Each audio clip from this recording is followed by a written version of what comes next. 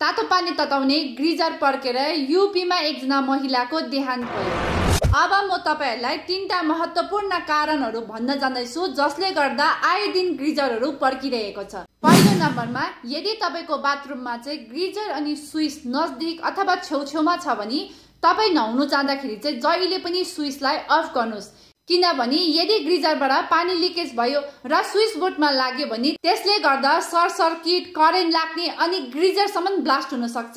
र दुई नम्बरमा यदि तपाईको गिजरबाट एकदमै ज्यादा आवाज आउन थाल्यो भने तपाईले गिजरलाई अफ गरेर टेक्निशियनलाई देखाल्नुहोस्।